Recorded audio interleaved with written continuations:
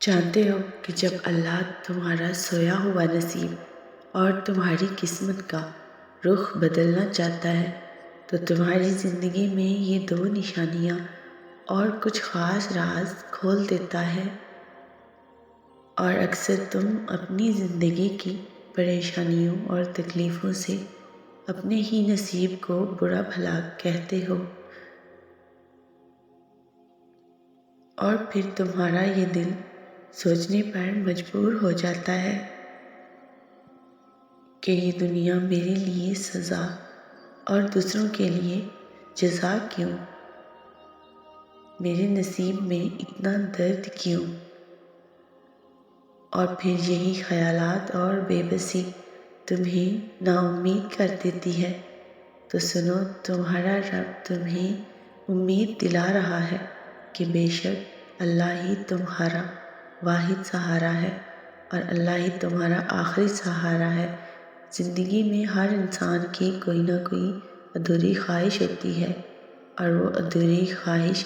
اس کی زندگی کو بے چین کر کے رکھ دیتی ہے۔ لیکن ایک بات یاد رکھنا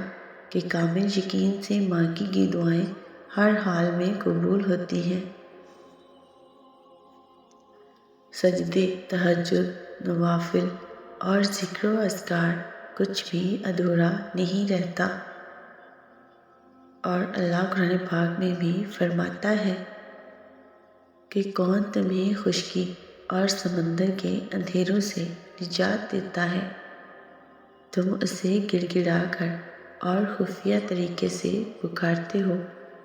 کہ بے شک اگر وہ تمہیں اس سے نجات دے دے تو ہم ضرور شکر ادا کریں۔ اور جانتے ہو کہ وہ دو نشانیاں کون سی ہیں کہ جن کی بنا پر اللہ تمہاری دعا کو قبولیت کا شرف عطا کرتا ہے اور تمہارے لیے معجزات کا در کھول دیتا ہے کہ تم کسی چیز کی التجا کرتے ہو تو صرف اللہ سے امید رکھتے ہو، اور دعاؤں میں، سجدوں میں رو رو کر اللہ کو پکارتے ہو تو جان رکھو کہ وہ خوبصورت دن بہت جلد تمہاری زندگی میں آنے والا ہے کہ جب تمہارا دل پرسکون ہو کر شکر کے نوافل ادا کرے گا، اور تم کتنے ہی نافرمان اور گنہگار کیوں نہ ہو جاؤ، تم جب بھی اپنی بے بسی لے کر، اپنی فریاد لے کر اسے پکارو تو وہ تمہیں جواب ضرور دے گا۔ اور یاد رکھنا کہ تم اللہ کی طرف آنے میں دیر کرتے ہو، مگر وہ دیر نہیں کرتا، وہ تو بس تھام لیتا ہے۔ اور یاد رکھو کہ تمہارا یہ مقدر تمہاری زندگی نہیں بناتا، بلکہ تمہارا یقین اور اللہ پر کامل بھروسہ ہی تمہاری زندگی بناتا ہے۔ یہ سچ ہے کہ بلندی پر جانا مشکل ہے، لیکن جب راستے پر چلنا شروع کر دو تو راستہ نظر آنے لگتا ہے، اور جب اللہ تمہارا نصیب بدلنے کا ارادہ کرتا ہے تو اس کی خاص نشانیاں یہ بھی ہیں کہ تمہیں اپنی طرف متوجہ کرتا ہے، اور تمہاری خلوص دل سے مانگی گئی ایک دعا تمہیں کہاں سے کہاں لے جا سکتی ہے۔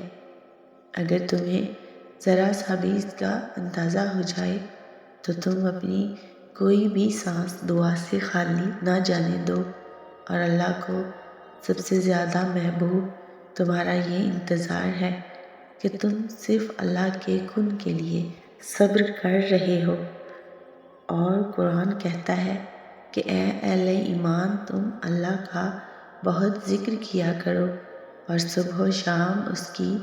پاکی بیان کرو، اور بے شک وہی تو ہے جو تم پر فرشتوں کے ذریعے اپنی رحمت بھیجتا ہے، جو تمہیں اندھیروں سے نکال کر روشنی کی طرف لے جاتا ہے۔ اور اللہ مومنوں پر بڑا ہی مہربان ہے۔ اور جانتے ہو کہ وہ کیا چیزیں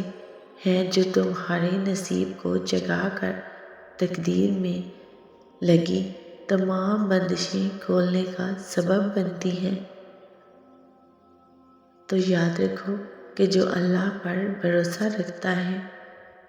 وہ منزل کو پا ہی لیتا ہے، اور وہ اللہ ہر شے پر قادر ہے۔ بے شک